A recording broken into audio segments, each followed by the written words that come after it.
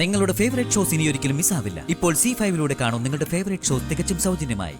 അമ്മ പ്രത്യേകം പറഞ്ഞതാ, അവന്മാരെ കൊണ്ടേ ചെയ്യിക്കാവൂ, ഞാൻ എടുത്തു ചാടി ഒന്നും ചെയ്യരുതെന്ന്.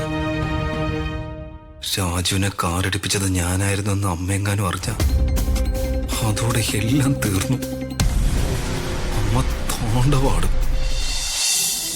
എല്ലാം അറിഞ്ഞുകൊണ്ട് നമ്മൾ ചെയ്തതിന്റെ ഫലങ്ങൾ തന്നെയാ നമുക്ക് നേരെ വന്നുകൊണ്ടിരിക്കുന്നത്. അച്ഛന്റെ സംശയം ശരിയാണെന്ന് എനിക്ക് തോന്നുന്നത്.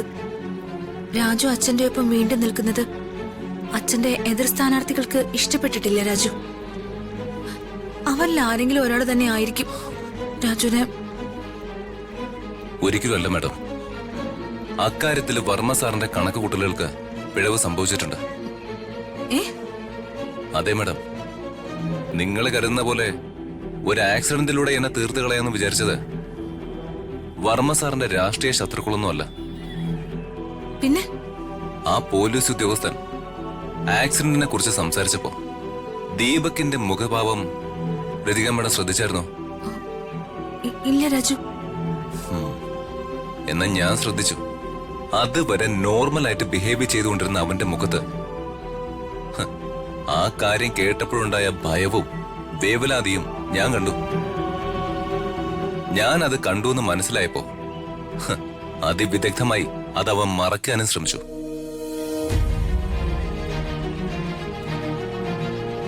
രാജു പറയുന്നത് സത്യമാണെങ്കിൽ നമുക്കിത് എത്രയും പെട്ടെന്ന് അച്ഛനെ അറിയിക്കണം. രാജുവിനെതിരെ അങ്ങനെ ചിന്തിക്കാനും പ്രവർത്തിക്കാനും അവൻ ധൈര്യം കാണിച്ചിട്ടുണ്ടെങ്കിൽ ഇനി അവൻ എന്റെ വീട്ടിൽ തുടരാൻ യോഗ്യനല്ല. ഇത് അവന്റെ മാത്രം പ്ലാൻ ആയിരിക്കില്ല രാജു. അവനേക്കാൾ കൂടിയ വിഷം അമ്മായി. അവനെ കൊണ്ട് അമ്മായി ചെയ്യിക്കുന്നതാ ഇതെല്ലാം. ഞാൻ അച്ഛനെ വിളിക്കട്ടെ. വേണ്ടധികം മാഡം. രാജു എന്തേ പറയുന്നേ? രാജുവിനെ ഇല്ലാതാക്കാൻ ശ്രമിച്ച അവനെ എനിക്ക് ഇപ്പൊ തന്നെ അച്ഛനറിഞ്ഞ ഇന്നവന്റെ അവസാനമായിരിക്കും. രാജു ഫോൺ ചെയ്താ. ഇപ്പൊ വേണ്ടധികം മാഡം. ദീപക് അല്ല ഇപ്പൊ എന്റെ പ്രശ്നം. ഞാൻ ആലോചിക്കുന്നത് ആ DNA റിപ്പോർട്ടിനെ കുറിച്ചാ. ദീപക് എന്നെ കൊല്ലാൻ ശ്രമിച്ചതിന്റെ ഒരു കാരണം ആ DNA റിപ്പോർട്ട് ആയിരുന്നിരിക്കണം. നമ്മുടെ കയ്യിൽ നിന്ന് ആ മിസ്സിംഗ് ആയ റിപ്പോർട്ട് അവന്റെ കയ്യിൽ കിട്ടിയിട്ടുമില്ല. അതാണ് രാവിലെ ഞാൻ DNA റിപ്പോർട്ട് പുറത്ത് വിടുവെന്ന് പറഞ്ഞപ്പോ ഋതിക മാഡത്തിന്റെ വീഡിയോ കാണിക്കാതെ അവൻ വിഷയം മാറ്റിയത്. എന്തായാലും എന്റെ മനസ്സിലെ പ്രശ്നങ്ങൾക്ക് ഒരു ക്ലാരിറ്റി ഉണ്ടാവുന്നതുവരെ ഈ പ്രശ്നം നമ്മൾ രണ്ടുപേരും അറിഞ്ഞാൽ മതി. രാജു പക്ഷെ അവൻ. ഋതിക മാഡം, ഇപ്പൊ ഞാൻ പറയുന്നത് മാത്രം കേട്ടാ മതി. എന്നാ വാ, നമുക്ക് വീട്ടിലേക്ക് പോവാം. വാ.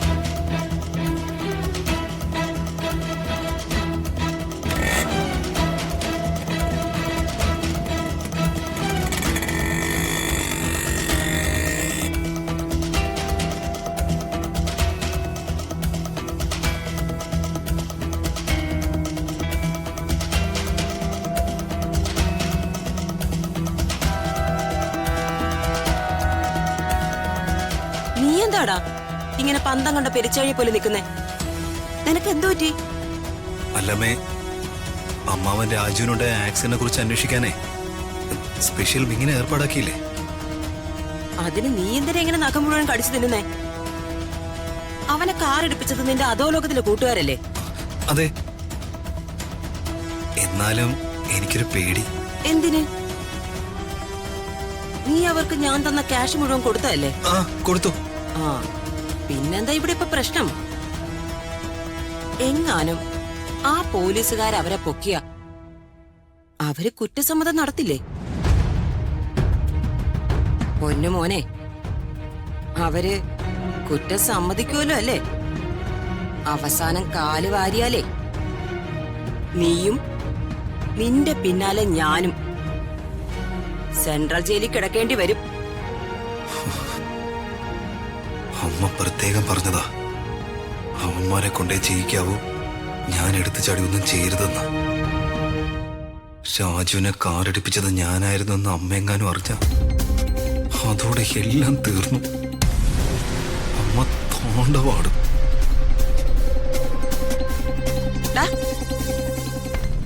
നിന്ന് കണ്ണുപിടിക്കുന്നേ? നിന്റെ നാവിറങ്ങിപ്പോയോ?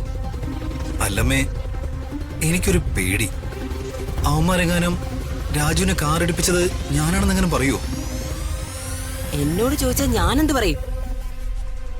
അല്ല, അവന്മാരെന്തിനാ നിന്റെ പേര് പറയുന്നേ? ദീപക്കേ, സത്യം പറ.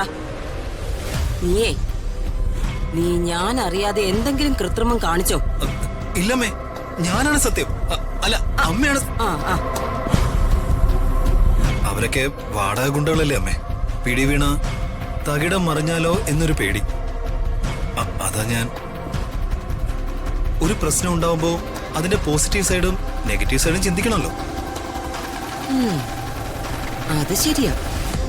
ഒരു കാര്യം ചെയ്, നീ അവന്മാരെ ഒന്നുകൂടി ഒന്ന് വിളിക്ക്, നിന്റെ വാടക ഗുണ്ടകളെ. എന്തിന്? അത് ഞാൻ അവരോട് പറഞ്ഞോളാം. അമ്മേ, അതൊന്നും വേണ്ട.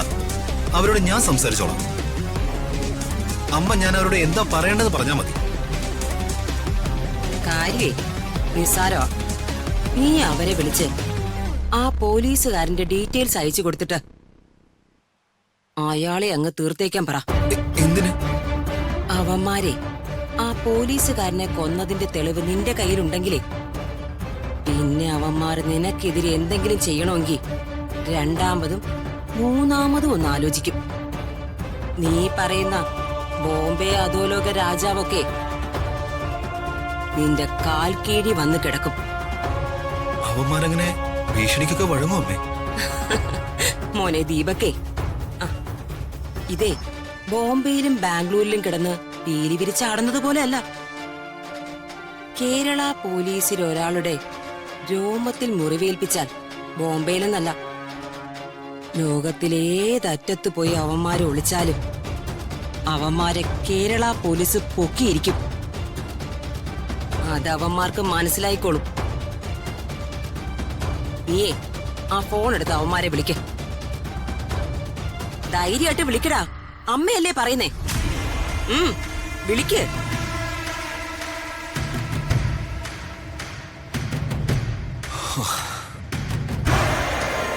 ആശ്വാസമായി.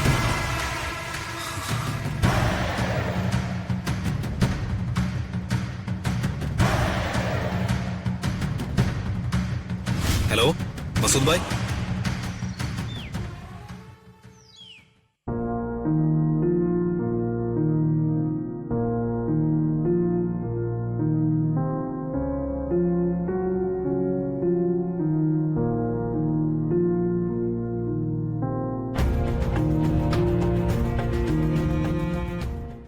ഡൗൺലോഡ് ചെയ്യൂ C5 ആപ്പ്. കാണൂ എല്ലാ എപ്പിസോഡുകളും സൗജന്യമായി.